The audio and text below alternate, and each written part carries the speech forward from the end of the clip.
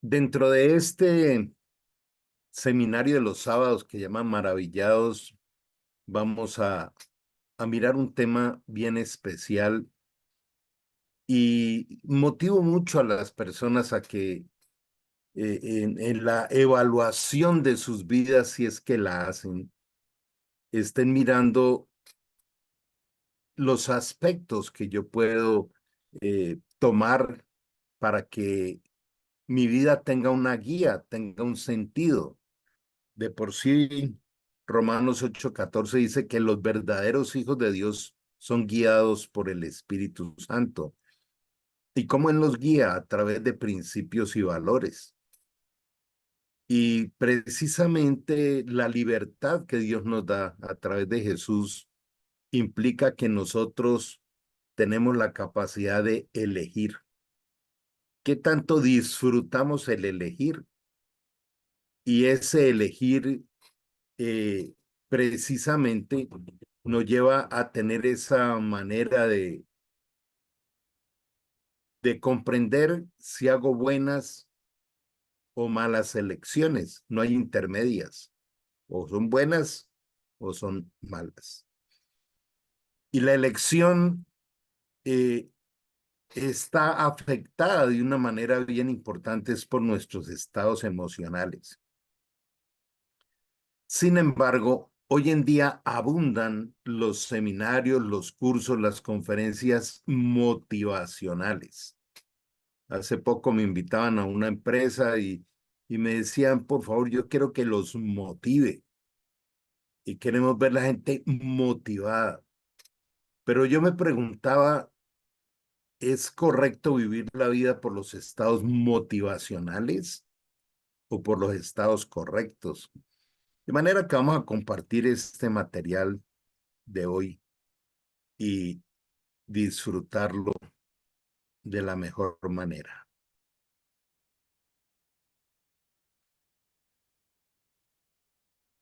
Hoy estamos en nuestro tema quinto, motivados o transformados. Esa es una elección que tenemos que hacer en cada momento, en cada instante.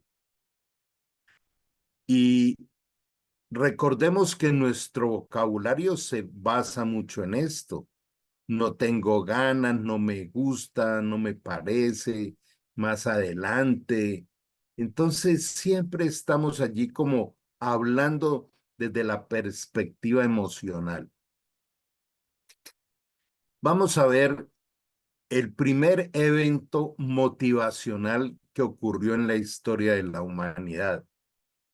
Y es precisamente cuando Eva viene y es motivada para tener una mirada diferente a la mirada de Dios. Entonces, el primer aspecto es que dialogó con la serpiente astuta, engañosa, motivadora. Y de aquí sale una primera gran enseñanza. ¿Quién está motivándome? ¿Desde qué lado me está llegando el mensaje motivacional? ¿Y desde dónde lo estoy analizando o mirando? O si definitivamente yo sé que la fuente motivacional debo cortarla inmediatamente. Absolutamente todos los aspectos de nuestra vida tienen que ver con esto. ¿Cuál es la fuente del mensaje que me está llegando? El segundo es que se dejó engañar y también engañó. Cuando uno se deja engañar, cuando no está mirando los principios y valores que diseñan esta vida, sino cuando está uno mirando las emociones. No, pero esto no es tan malo, pero nadie se va a dar cuenta. Pero es que me puedo dar allí una canita al aire, decimos en Colombia.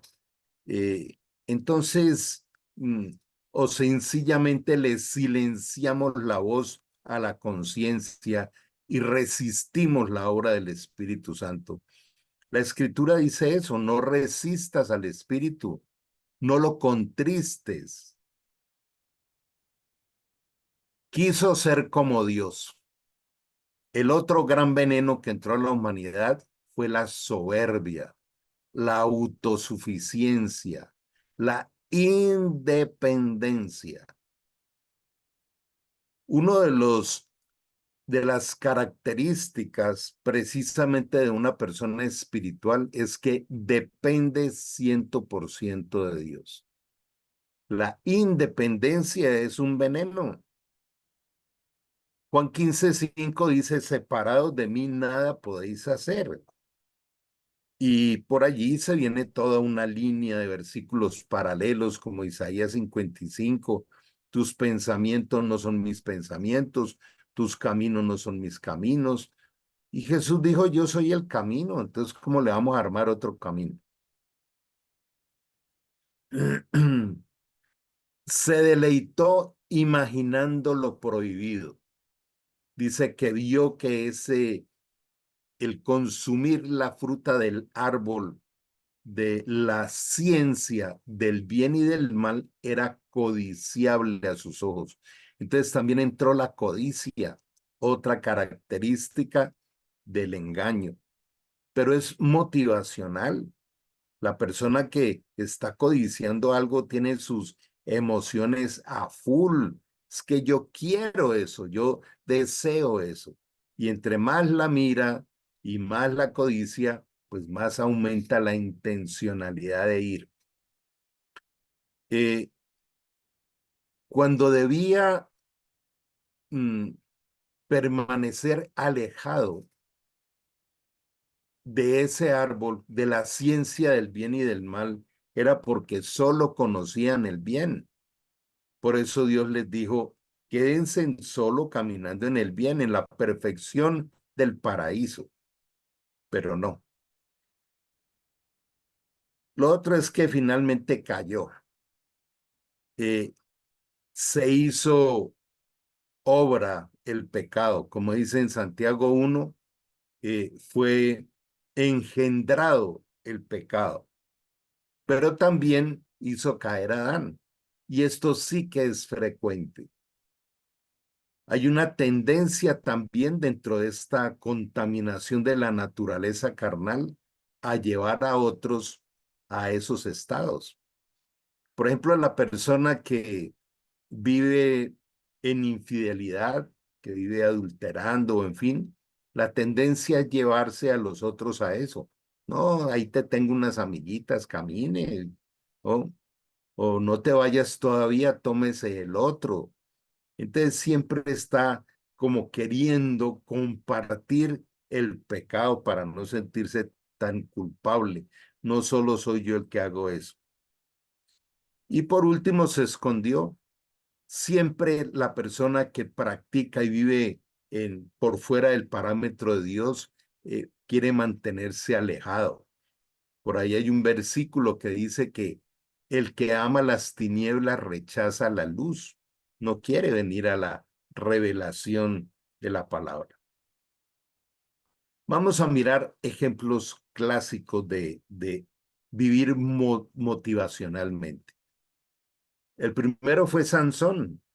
Sansón, que venía de los nazareos, tenía una misión bien especial, pero se le atravesó Dalila, una mujer que no era hebrea, y allí lo fue envolviendo como la serpiente, y más de una vez quería que le contara el secreto de su fuerza. Todos conocemos la historia, hasta que finalmente él pues cae, queda humillado, queda preso, le sacan los ojos, pero en la misericordia de Dios, al final del camino, estando así, Dios le devolvió la fuerza para que pudiera sepultar a todos los enemigos a través de tumbar las dos columnas principales de ese palacio donde estaba. El otro es David, el rey David.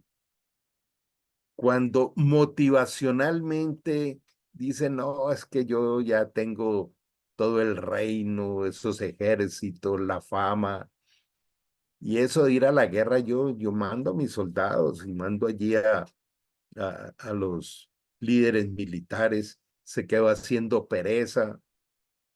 Y cuando en medio de esto sale y abre la ventana, pues ve a Betsabé allá bañándose y ahí empieza todo el desplome de este hombre que termina hasta programando el asesinato del esposo de Betsabé para quedarse con ella. Mira todas las perversidades motivacionales. Lo motivacional mira las emociones, lo que me gusta, lo que tengo ganas, no lo que es correcto. Judas, el dinero. Entonces, solamente terminó vendiendo a Jesús. Imagínense lo motivacional que había en Judas por el dinero. La otra historia es la del hijo pródigo. Él estuvo allí meditando, eso no fue de un momento a otro, él llevaba su tiempo considerando y planeando en su mente, es que si yo me pudiera ir, entonces me gozaría todos los placeres de este mundo hasta que lo motivacional lo venció y terminó yendo a decirle al padre, entrégame la herencia que me corresponde. Y entonces se fue y vivió perdidamente. Lo motivacional nos lleva a vivir perdidamente.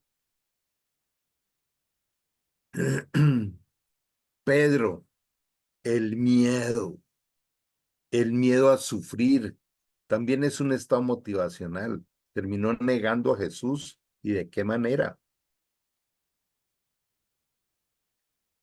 Pero vamos a ver ejemplos increíbles que nos enseña la Biblia de que vivir es por procesos, no por motivaciones, no por eventos, sino por procesos. Y este es el corazón de la enseñanza. Cada vez que yo quiera cuidar mi día, el día que Dios me regaló diseñado, debo vivir si lo estoy viviendo por motivaciones de las cosas externas o por procesos de mi convicción de fe.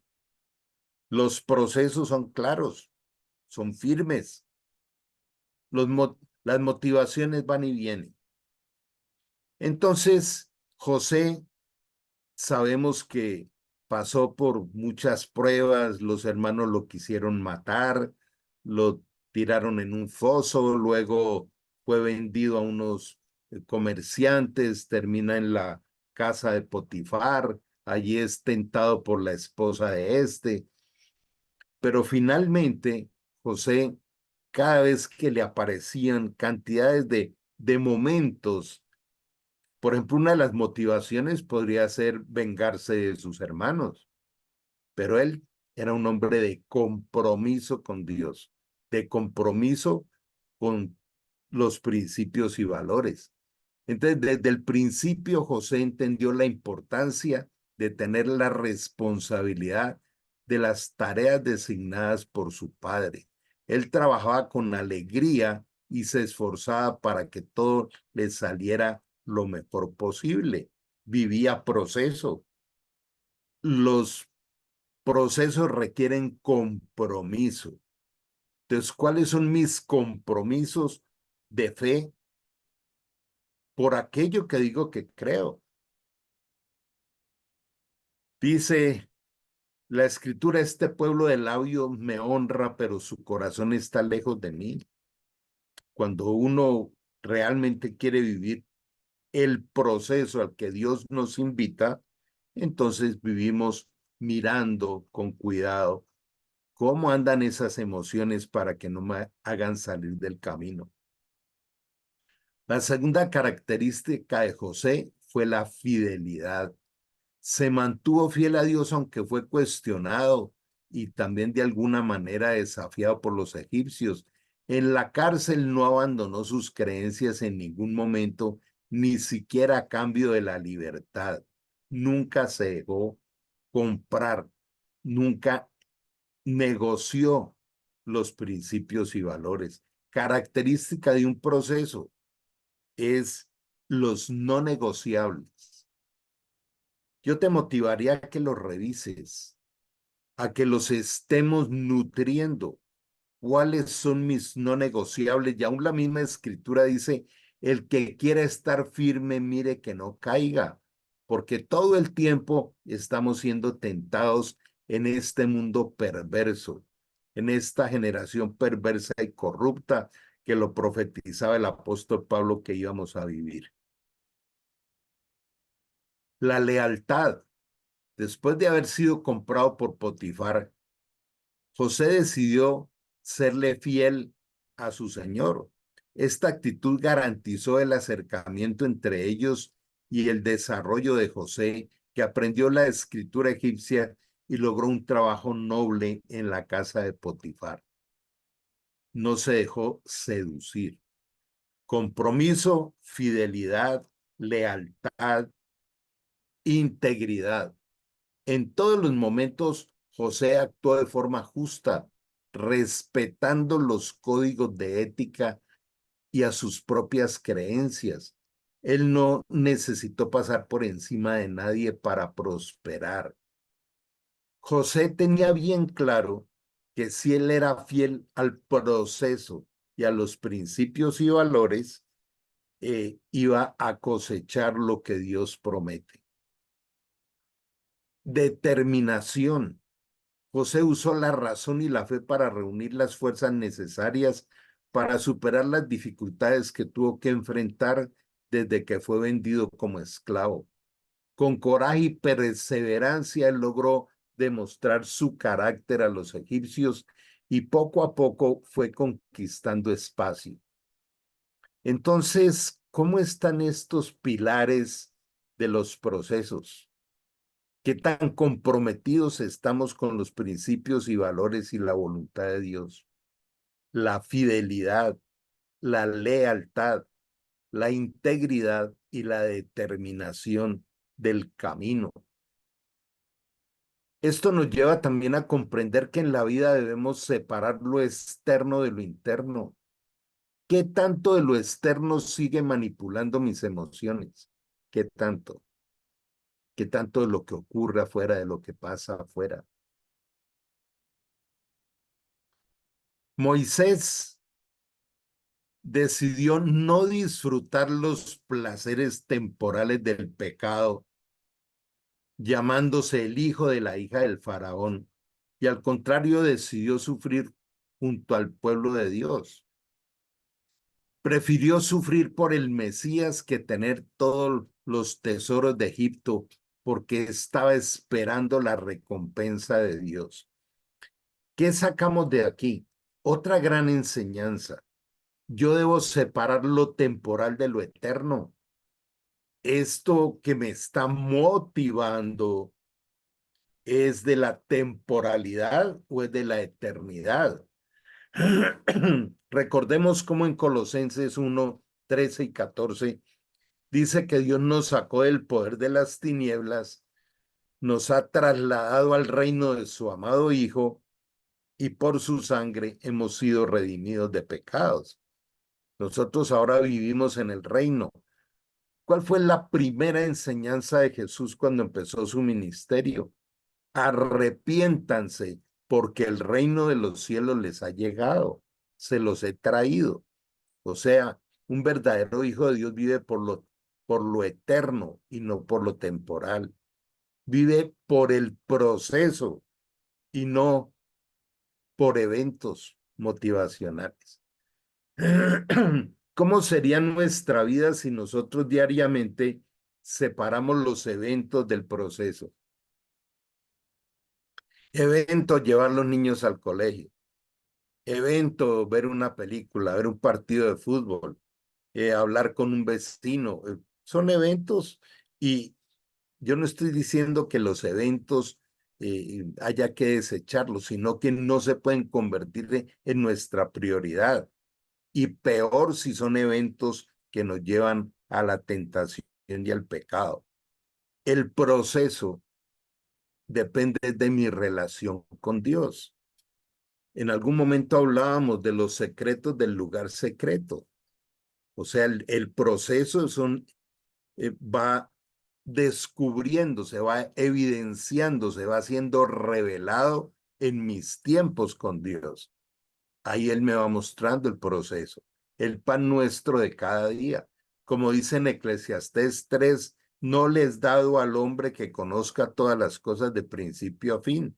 Dios nos va revelando día a día su voluntad. De manera que bien interesante poder ir mirando cómo aplicar esto diariamente en nuestra vida. ¿Cómo es nuestra expectativa diaria?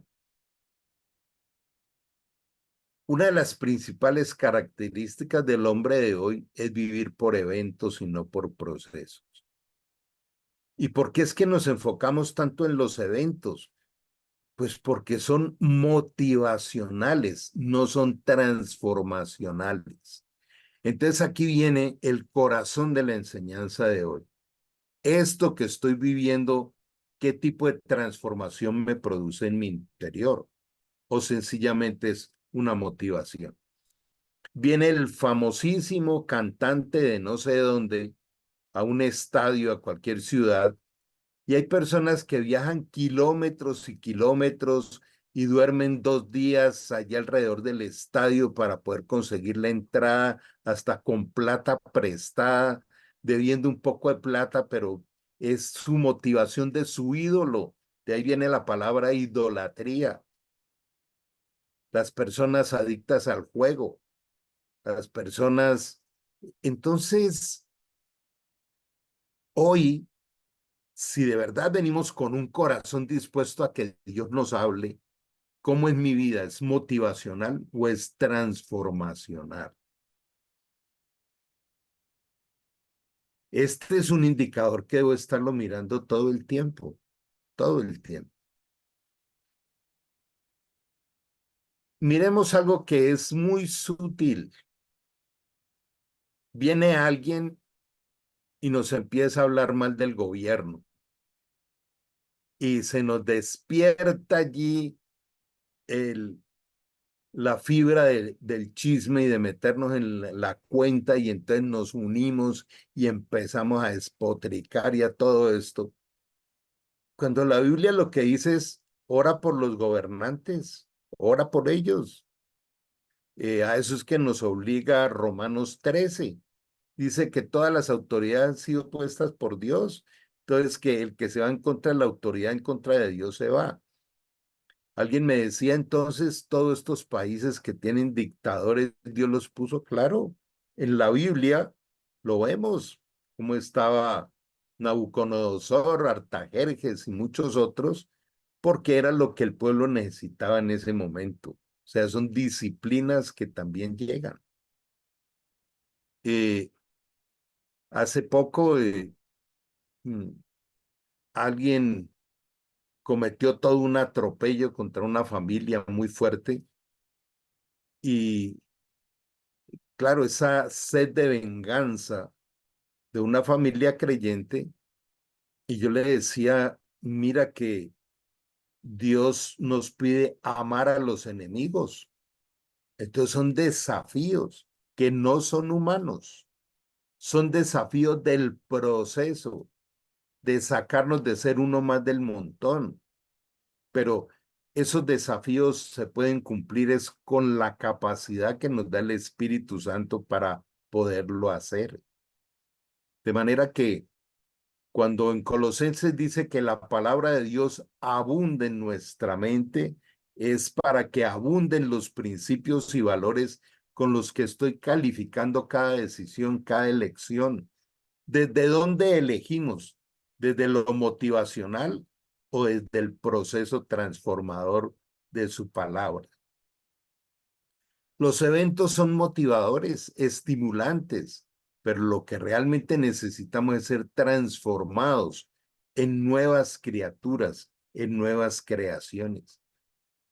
Recordemos cómo 2 Corintios 5:17 dice, para los que están en Cristo, o sea, unidos a Él en un solo espíritu con Él, las cosas viejas pasaron, todas son hechas nuevas. O sea, somos una nueva creación. Absolutamente todo es una nueva creación. Y aquí viene este versículo clásico, es casi uno de los corazones que encontramos en la doctrina. No imiten las conductas ni las costumbres de este mundo. Allí es donde están los eventos y las partes motivacionales. Más bien dejen que Dios los transforme. Por eso Dios dice, mira, cada día que yo le regalo es para que continúe el camino transformacional. Uno al final del día debía hacer un inventario de qué vivencias tuve yo hoy que hacen parte del proceso transformacional. Dice que Dios los transforma en personas nuevas al cambiar la manera de pensar. Entonces aprenderán a conocer la voluntad de Dios para con ustedes, la cual es buena, agradable y perfecta. Este es el desafío más grande de los seres humanos. Usualmente, cuando a mi vida han llegado esos momentos que no me gustan, que no estoy de acuerdo y que empiezo a pelear con la circunstancia y en el fondo estoy peleando es con Dios, después cuando eh, me doy esa oportunidad de tratar de entender para qué Dios está permitiendo determinada situación, empieza uno a comprender que hace parte del proceso transformador. Una de las grandes tendencias motivacionales, otra vez emoción, estar motivado, es que nada me altere, que nada me moleste, que nada me cueste, que nada me toque sufrirlo. Por eso veíamos lo de Moisés, que dice él prefirió sufrir dentro del proceso liberador del pueblo de Dios al salir de Israel y caminar con él en el desierto que quedarse con los placeres temporales del pecado de los egipcios. Y estoy seguro de que Dios, quien comenzó la buena obra en ustedes, la continuará hasta que quede completamente terminada, hasta el día que Cristo Jesús vuelva. O sea, estamos mirando cómo nos habla otra vez de proceso. Una pregunta interesante. ¿Cuándo fue el día que comenzó el proceso? Dice, quien comenzó la buena obra en ustedes. ¿Usted recuerda qué día comenzó la buena obra? Es el día del nuevo nacimiento. Las personas que no hayan vivido el nuevo nacimiento, escríbanos. Es el regalo más grande que Dios nos da.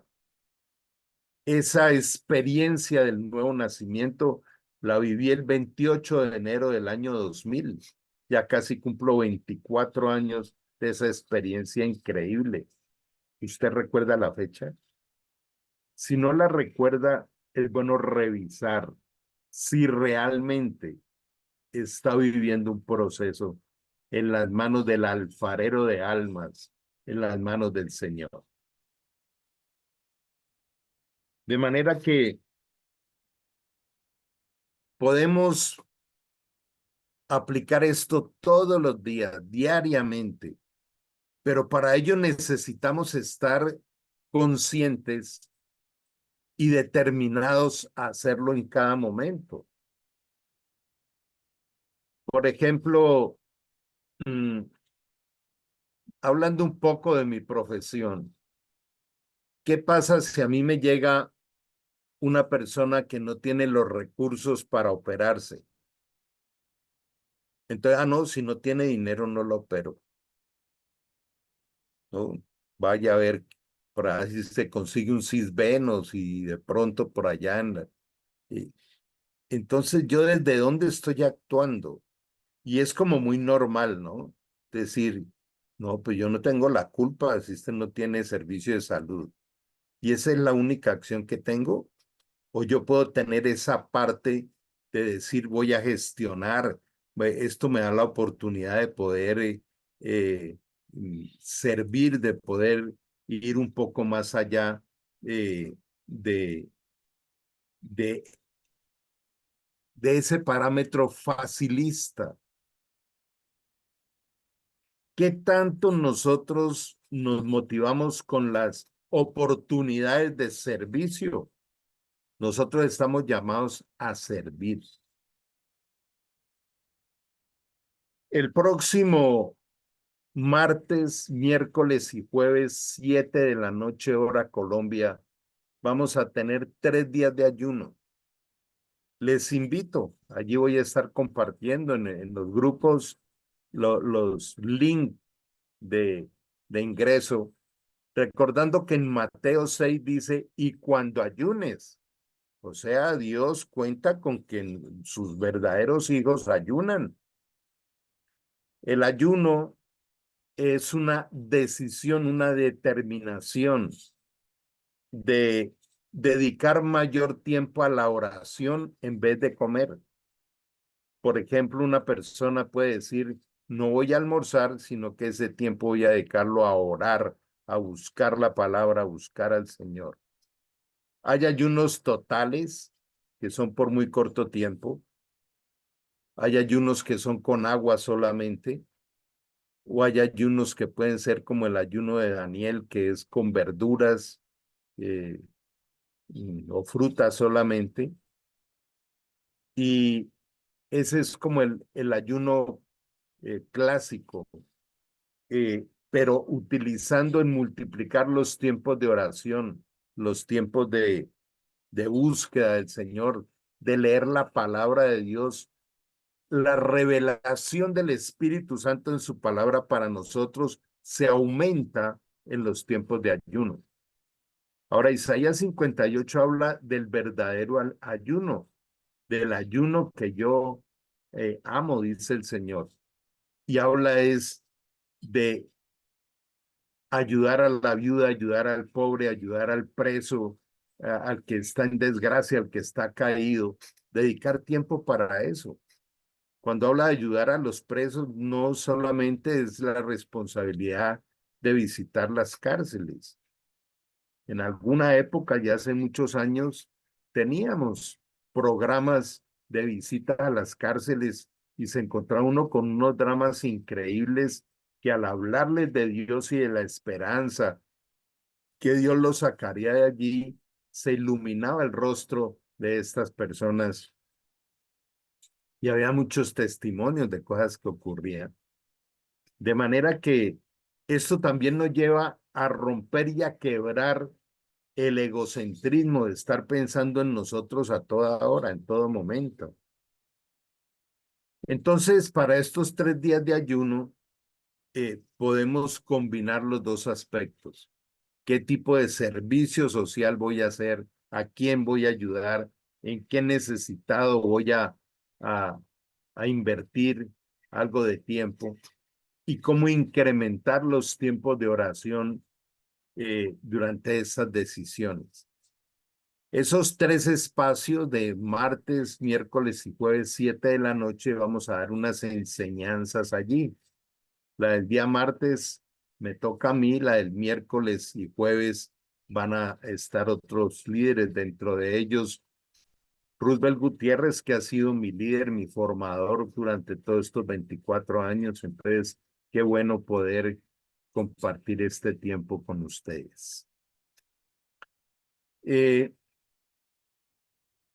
La forma de poder vivir el proceso es siempre, primero, tener cómo tomar notas, porque a veces creemos que porque entendí las cosas ya quedaron. No, escriba. Nuestro cerebro necesita que uno escriba lo que es importante, relevante, pero lo segundo es cómo lo voy a practicar. En eso estoy con frecuencia trayendo esta enseñanza de no ser solo oidores, sino hacedores. Entonces el proceso se experimenta a través de ser un hacedor de la palabra de Dios, de esa palabra viva, eficaz, que no falla. Por eso la puerta de entrada a la Biblia, que es el Evangelio de San Juan, dice en el capítulo 1, versículo 1, y en el comienzo era el verbo. ¿Por qué se llama Jesús el verbo? Porque el verbo es lo que le da la acción a la frase. O sea, es lo que produce resultados. Dice, en el comienzo era el verbo y el verbo estaba con Dios y el verbo era Dios. De manera que una verdadera vida espiritual es cómo estoy practicando lo que voy aprendiendo. De resto no sirve para nada. Qué bueno hoy tener esta motivación de poder agudizar esa capacidad de estar separando, al menos darme cuenta que esto es un evento y que esto hace parte del proceso. No hay un segundo de nuestra vida que no haga parte del proceso de Dios. Dios nos ama tanto que inclusive lo que dice en 1 Corintios 10:13, dice, no le ha venido ningún conflicto, ninguna prueba, ninguna dificultad que no se la hayan buscado los humanos.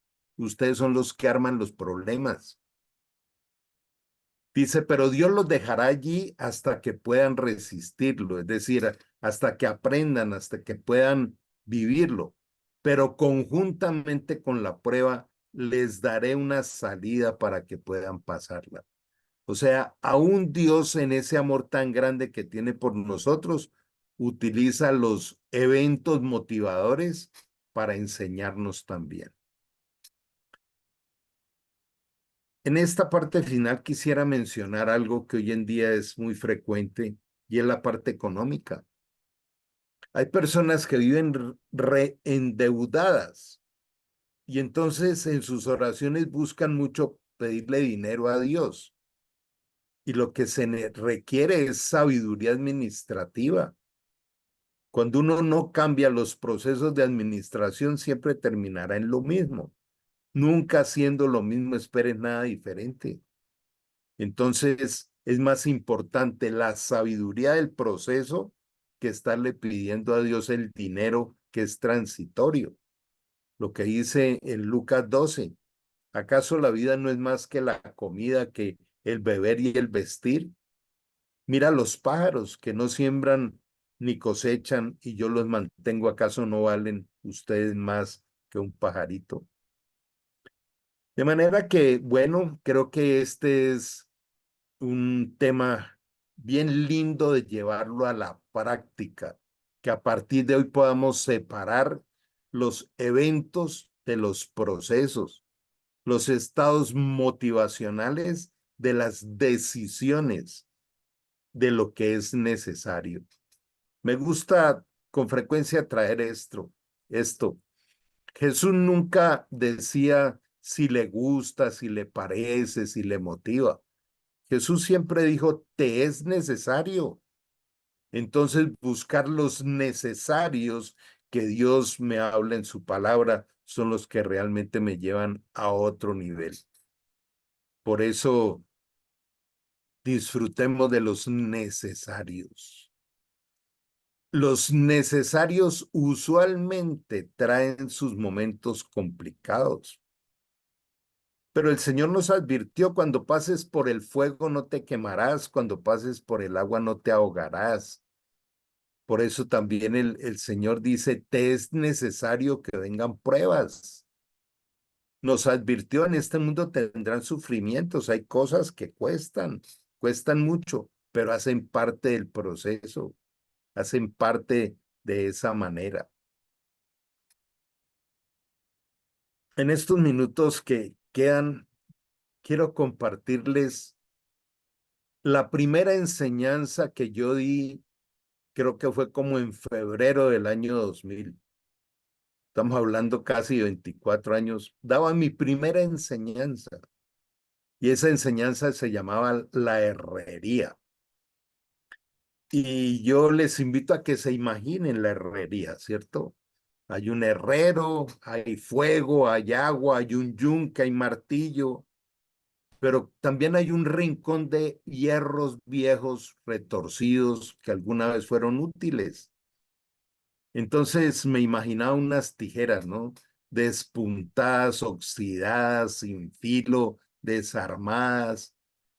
Y va el herrero y las toma, las pone al fuego y cuando está hirviendo, está al rojo vivo, las pone en el yunque y le empieza a dar martillo. Y después va y las mete en el agua, las funde y empieza a lijarlas, a quitarle las asperezas. Y poco a poco va saliendo un brillo hasta que quedan perfectas, vuelven a ser útiles, son unas nuevas tijeras. Y esa es la analogía de lo que Dios hace con nosotros. Eh, Dios nos toma y nos va pasando por el fuego para que luego quedemos relucientes en sus manos. Por eso es que dice en la primera carta a los Tesalonicenses, capítulo 5, sed agradecidos por todo. Pasamos por cosas difíciles. Gracias, Señor, me estás puliendo, me estás entrenando. Y debemos tener mucho cuidado en esa parte motivacional, en esa parte eh, de calificar todo desde los apetitos humanos, porque tratamos de minimizar el pecado. La palabra pecado quiere decir fracaso. La palabra pecado no quiere decir si le gusta o no le gusta. Y soy un convencido de que si el pecado no se disfrutara, la gente no pecaba. La gente peca porque le gusta, pero después viene el fracaso, el sufrimiento, el llanto y el caminar tan desprevenido del perfecto diseño de Dios es después terminar reclamándole a Dios, ¿no? ¿Y por qué esto? ¿Y por qué me pasa a mí esto y lo otro? ¿Y por qué tengo que vivir tal cosa? Que nos salimos del diseño de Dios. Lo veíamos ahí en Romanos 12:2. Su diseño es bueno, agradable y perfecto. Y quiero por favor que te lleves esto hoy.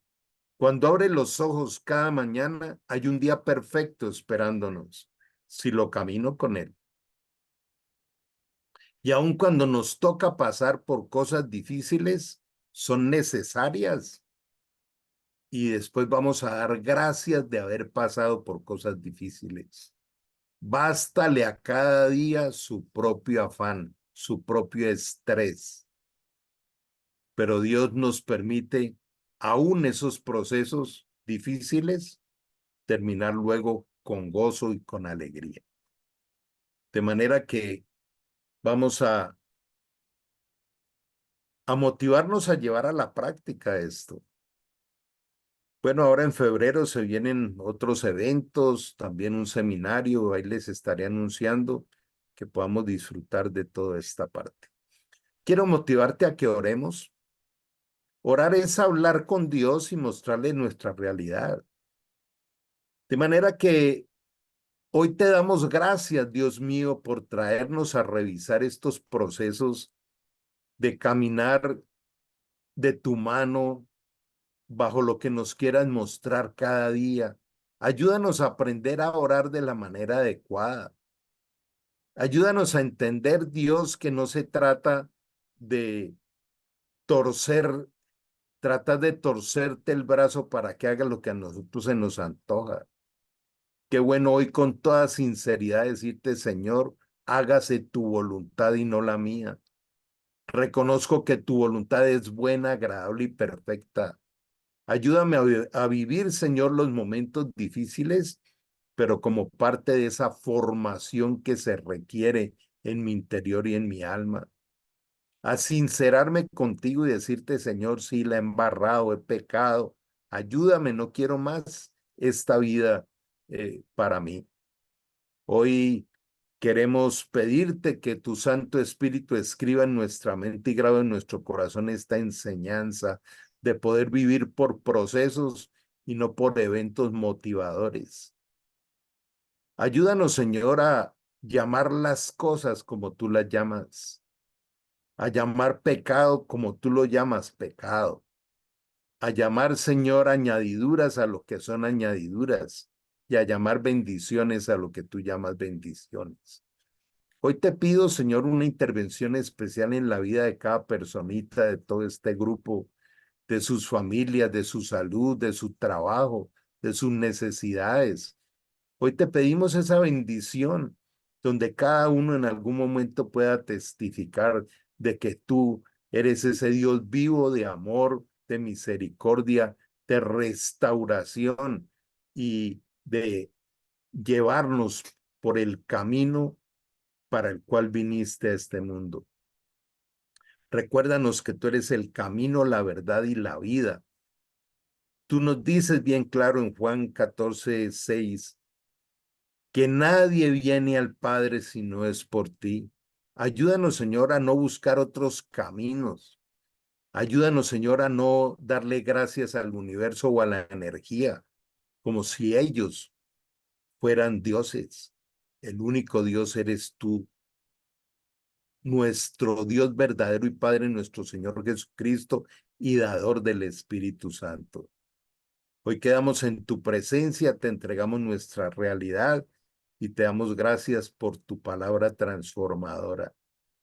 Danos tu abrazo, tu bendición y la imposición de tus manos de Padre Celestial en nuestra vida, en el nombre de Cristo Jesús. Amén y amén.